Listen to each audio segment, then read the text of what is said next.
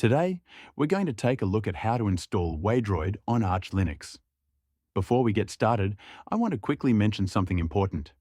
When you're installing tools like Waydroid, downloading system images, or working with Linux repositories, staying secure online really matters. That's why I recommend NordVPN, which is one of the best VPNs on the market right now.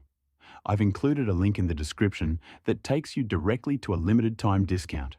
And it also comes with a 30-day, no questions asked money-back guarantee. So there's absolutely no risk in trying it out. Now let's get into the video. Waydroid is currently one of the best Android emulators you can use on Linux, especially if you want near-native performance. Make sure you watch till the end, so you don't miss any important steps.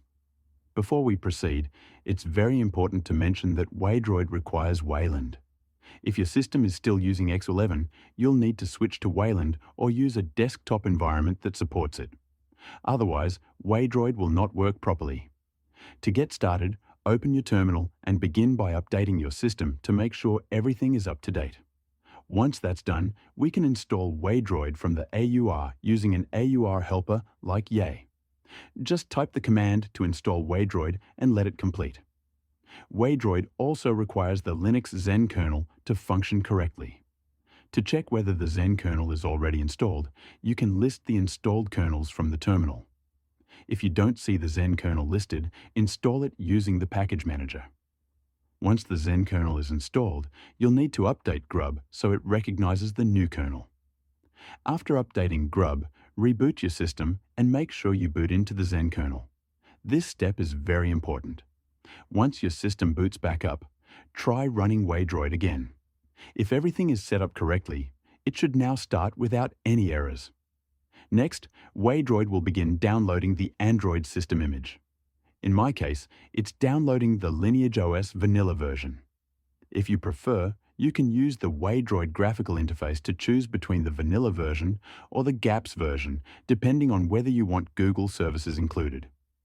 Once the download is complete, we're ready to launch Waydroid for the first time. Before doing that, we need to allow software rendering.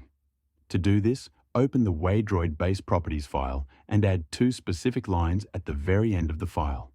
Save the file and close it. Now, launch Waydroid again. If you open your system monitor, you should be able to see Waydroid running and using system resources in real time, which confirms that it's working correctly. And that's it. Waydroid is now fully installed and running on Arch Linux. Before we wrap up, one last reminder.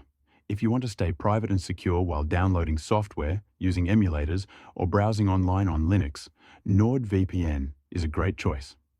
By the way, if you want to try NordVPN at a discounted price, I've included a link in the description that takes you directly to this limited time offer. It also comes with a 30-day, no questions asked money-back guarantee, so there's zero risk in trying it out. And if you're watching this on your TV, you can scan this QR code with your phone's camera to check out NordVPN.